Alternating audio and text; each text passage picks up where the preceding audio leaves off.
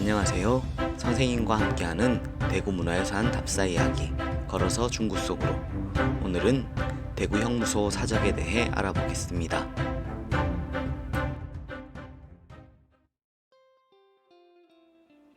여러분은 형무소가 어떤 곳인지 알고 있나요? 비슷한 낱말로 감옥과 교도소가 있습니다. 모두 죄를 지은 사람을 가두어두는 곳을 뜻합니다. 감옥은 조선시대의 감옥서에서 유래한 말이고 일제시대에는 감옥을 형무소라고 하였습니다. 현재는 교도소라고 하지요. 즉, 일제시대 때 형무소에는 그들의 입장에서 죄를 지은 우리나라의 독립운동가들이 많이 잡혀가 고통을 받았습니다. 이 같은 아픈 역사를 지니고 있는 곳으로 서대문 형무소가 떠오릅니다. 서울시 서대문구에 있는 서대문 형무소는 1907년 일제가 우리의 독립운동가들을 잡아 투옥시키기 위해 만든 곳입니다. 백범 김구 선생님, 유관순 열사 등 많은 독립운동가들이 이곳에서 옥살이를 하였습니다. 아직도 서대문 형무소가 남아있지만 현재는 형무소가 아닌 역사관으로 바뀌어 역사를 통해 교훈을 배우는 교육의 현장으로 많은 시민들이 찾고 있습니다. 여러분은 혹시 대구의 중심지에 서대문 형무소와 똑같은 목적으로 우리 지역의 독립운동가들을 감옥에 가두기 위해 일본이 만든 대구 형무소가 있었다는 것을 알고 있나요? 오늘은 선생님과 함께 지금은 사라진 순국 선녀들의 성지, 대구 형무소의 흔적을 찾아가 보겠습니다. 대구 형무소는 이곳에 있었습니다. 바로 지금은 삼덕교회가 있는 중구 삼덕동이 예전에 대구 형무소가 있던 곳입니다. 기록을 보면 현재 삼덕교회와 경북대학교 병원까지 포함하는 7,800평이 넘는 큰 규모의 형무소였다고 합니다. 규모가 크다고 좋은 것이 아니겠지요.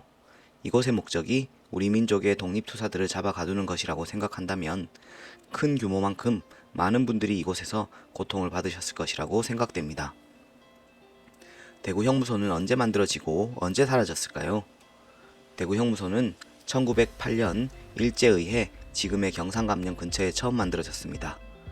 이후 1910년 현재 삼덕교회가 있는 삼덕동으로 이전하였고 1923년 2배 이상 크기로 확장하며 그 명칭을 대구 감옥에서 대구 형무소로 변경하였습니다.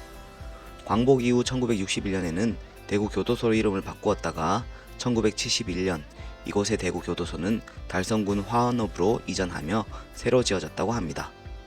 그리고 1979년 옛 대구 형무소 터에 현재 삼덕교회가 세워졌습니다. 교회와 병원이 자리 잡고 있는 이곳에 대구 형무소의 흔적이 남아 있을까요? 그리고 그곳에서 어떤 역사적 사건과 이야기를 만날 수 있을까요?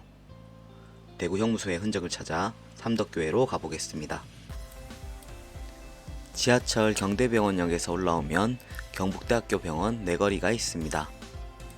이곳에서 출발하여 5분 정도의 거리에 삼덕교회가 있습니다.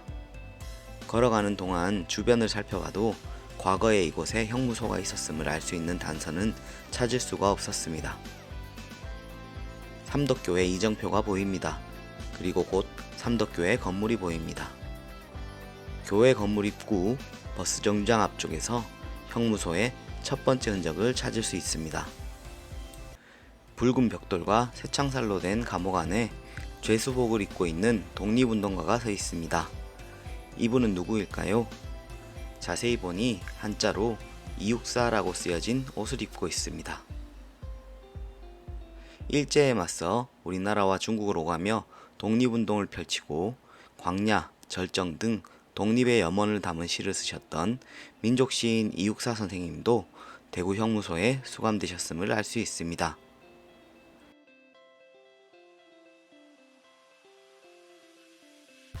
건물을 따라 가보았습니다. 앞쪽으로 보이는 건물 벽면에 무엇인가 흔적이 있었습니다. 가볼까요? 순국의 터 옛 대구 형무소라는 제목으로 이곳이 대구 형무소가 있었던 자리임을 알려주는 사적이 있습니다.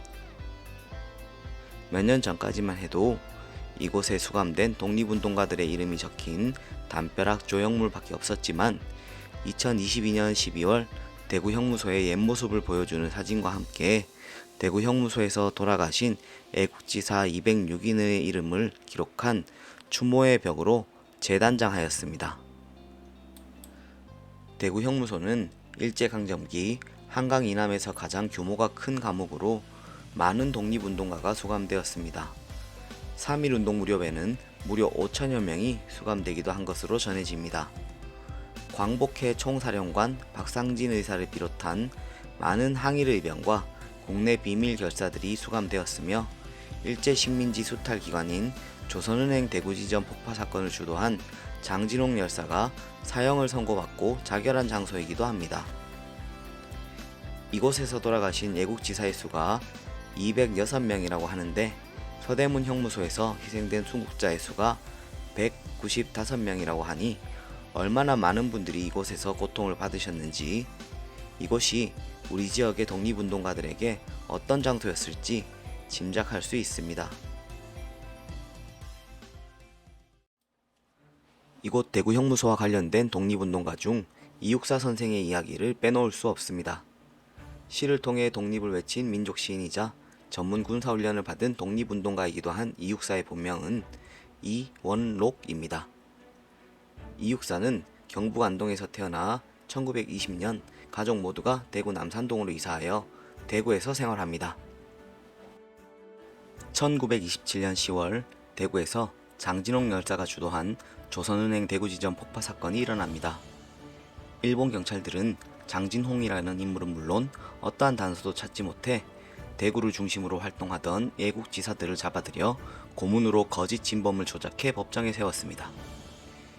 이육사를 비롯한 선생의 사형제도 이 사건의 주동자로 연루되어 대구 형무소에 수감하게 됩니다. 바로 이때 선생의 수감 번호가 264번입니다. 1929년 증거불충분으로 풀려난 그는 1930년 기자가 되어 글을 쓰며 처음으로 대구 이육사라는 필명을 사용합니다. 이후 그는 저항의식을 담은 시나 글을 쓸 때 이원록이라는 본명 대신 이육사라는 이름을 사용하였습니다. 삼덕교회 60주년 기념관 입구와 1층 로비에서 이육사 선생의 이와 같은 이야기를 알 수 있는 자료들이 전시되어 있습니다. 1층에 전시된 전시물을 살펴보겠습니다.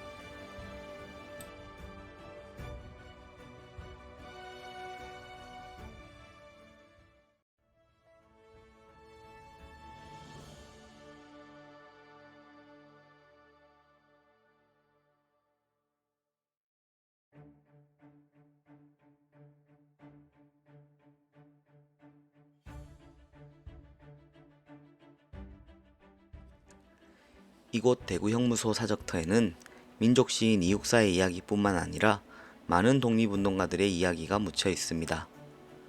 지금은 사라져 대구 형무소가 이곳에 있었는지도 모르는 사람이 더 많지만 많은 사람들이 관심을 가지고 잊혀진 역사를 깨우려는 노력을 한다면 이곳이 더욱 의미 있는 장소가 될 것이라고 생각합니다. 여러분도 한번 이곳을 방문해 보길 바랍니다.